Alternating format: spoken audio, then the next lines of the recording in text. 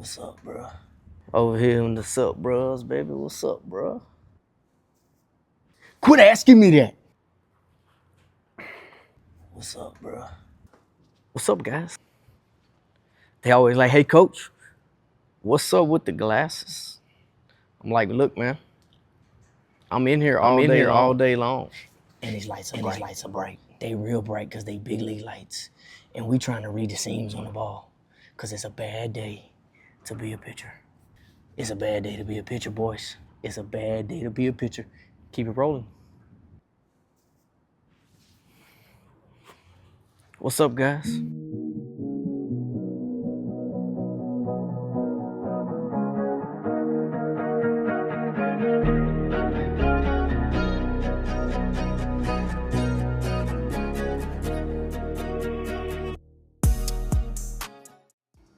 Guys, today we're going to talk about some cool stuff. Okay. I'm going to talk about three different, I'm categorizing types of coaches out there right now, specifically coaches in the hitting industry. My goal of this video is not to criticize, just to say more of be aware and help educate you hitters maneuvering through information. And being able to make your own decisions and be able to make the decisions that ultimately are going to end up working out for you in your career. Number one, the coach that I'm going to describe, categorizing that coach as a movement coach in the hitting industry. Number two is going to be a technique coach. And number three is going to be either your YouTube Learn coach, or hey, I teach this because I heard Hall of Famer X say this, so I teach this.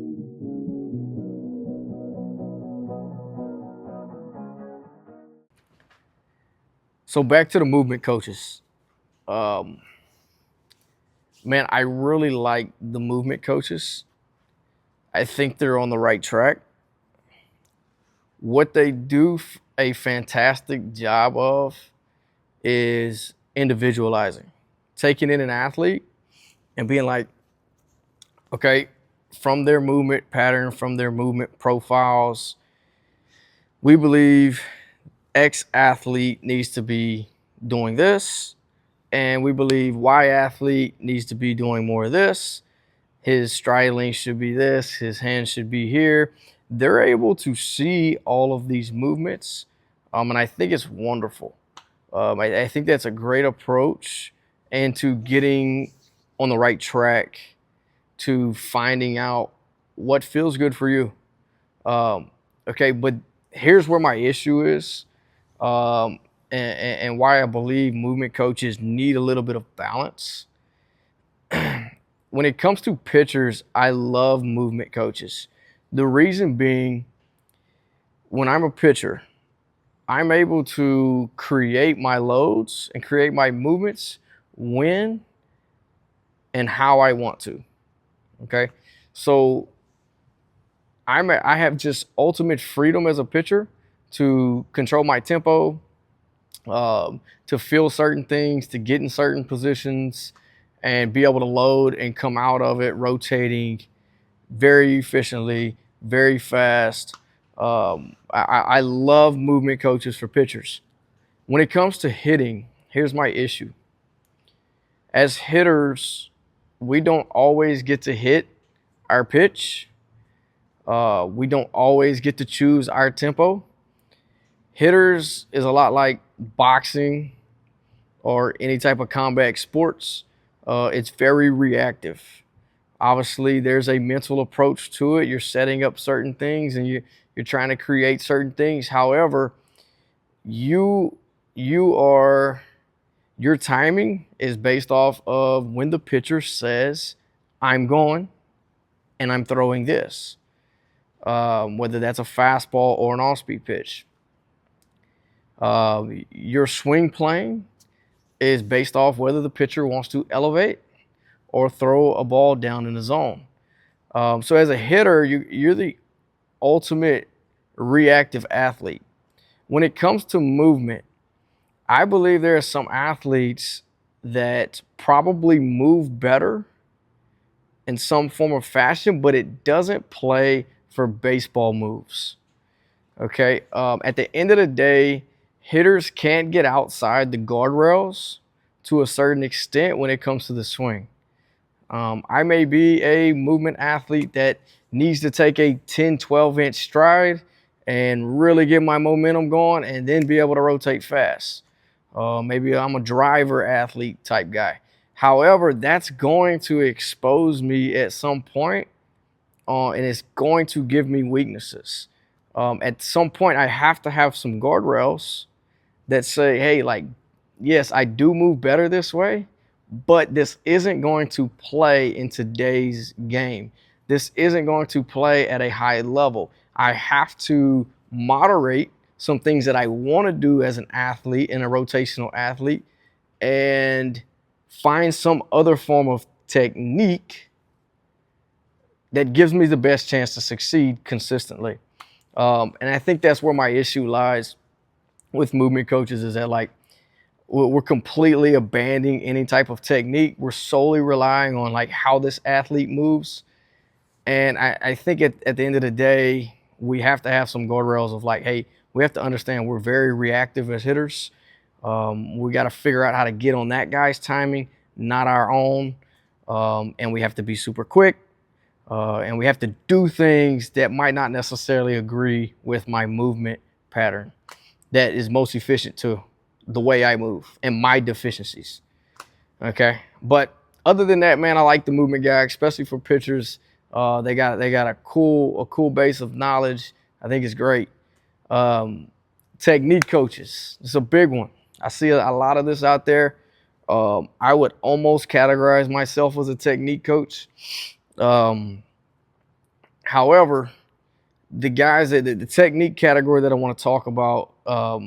So what these guys do is they figure something out, and it works for a lot of athletes, maybe a majority of athletes, but that specific technique may not work for you. And so what that takes technique coaches who coach a technique or a cookie cutter swing, if you will. What it does to them is it makes them very one-dimensional. If it works, great. If it doesn't, you as a hitter have to go find a new coach and a new technique. And I think that's a big issue. I think what technique coaches need to do is kind of humble themselves and say, hey, I don't have it figured out. I don't have it all the way figured out. And stay open to saying, hey, like this individual may need to perform my technique a little bit different way. This individual may need to stride a little bit longer than I actually agree with, or stride a little bit shorter, or keep the hands a little bit higher, whatever it is than what I actually agree. I don't typically teach this, but for this guy, I do. I think your good technique coaches are able to adjust to the hitter. They're able to see some forms of movement to where like they understand that this athlete would move better if they did this. And I think that's a really cool place to be as a technique coach. And I think technique is super important. And your best coaches are going to probably be some coaches that really got a technique figured out, but can also adjust their technique to fit you specifically as a hitter. And the last guys, okay, your YouTube University guys that are watching hitting content and they're going to teach it to a kid or a hitter or whoever. And then also the other guy that fits in this category is like, heard Hall of Famer X say this, and that other all Hall of Famer Y said this as well. They've also been teaching this for the last 25 years, and this is what I teach because it's popular. I'm not going to get any resistance because Hall of Famer X vouched for this. Fact of the matter is, just because it's popular doesn't mean it's not a specific technique. It is a specific technique. Hall of Famer X may be actually performing a different movement and having a certain feel that gives a total opposite of what is actually happening. That's not to say that his feel is wrong. It works for the Hall of Famer X. He succeeded, and he succeeded for a long time. Okay, but that doesn't mean this technique that's been around for 25, 50, 60, 70 years in the game of baseball is going to work best for you. It is still a technique, and we have to test it. We have to test it by slow motion video, making sure that the parts of, hey, this is what elite swings look like. As coaches, we need to be studying this. We need to be studying elite swing patterns and be like, hey, that ain't it. So maybe my technique that I taught, and maybe the same technique that Hall of Famer X said that works for him, is just not right for this kid.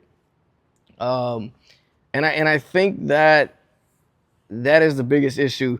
But because this coach is supported heavily in the industry, because they teach something that's been around for 60 years in the game of baseball, they're never wrong.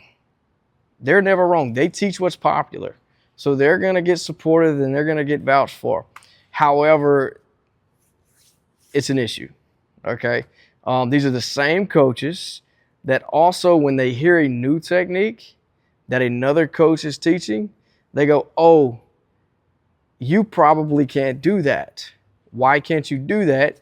Well, you're not a freak like the guys in the big leagues, okay? You're not strong enough. You're not athletic enough to do that technique.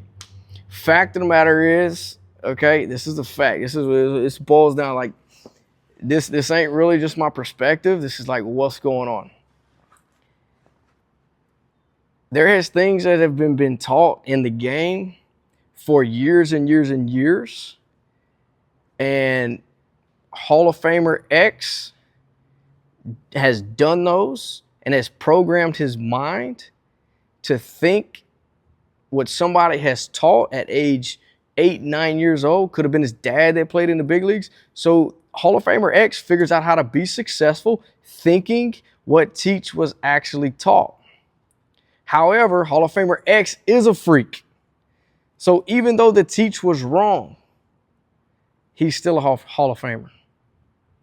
Okay, and this is what people aren't truly looking at. The freaks, it don't matter what you tell them. It don't matter if you tell them to hit on top of their head, hit with one hand. It does not matter. If you could told Ken Griffey Jr. to not put his lead leg down or keep his back leg in the air or something crazy, and he still would have produced Hall of Fame numbers. I'm exaggerating here, but it's just a fact of the matter. Ken Griffey Jr. was a freak. Okay? This dude was a physical specimen. He was an elite athlete. He was strong. He was explosive. He could rotate fast. It didn't matter what you told Ken Griffey Jr. So just because Ken Griffey Jr. says we need to be doing X, Y, and Z as hitters, okay, are you as freakish as Ken Griffey Jr.? Okay? And I think this is the biggest issue that's floating around out there. And I think coaches in this category need to ask themselves, why do you teach what you teach? Because what you're doing is ingraining movement patterns, possible deficiencies in the movement, in the rotation, and you're claiming that they just can't learn the other way. That's an issue.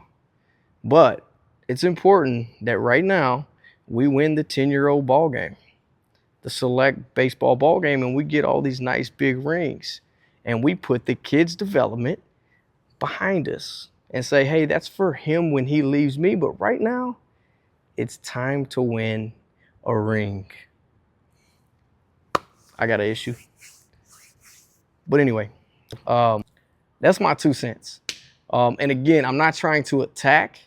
I'm just trying to make us parents, us hitters and athletes aware and how to maneuver inside this industry where there's all kinds of information coming from every direction, YouTube, social media, my Little League coach, my tournament ball coach, my high school coach, my private lesson hitting coach. There's information coming from everywhere, and at the end of the day, man, we got, as hitters, we got to do what's best for us, man. We have to be the best baseball player that we can possibly be. Because at the end of the day, if you're raking and you're hitting and you figure out how to master your craft, everybody is going to hush.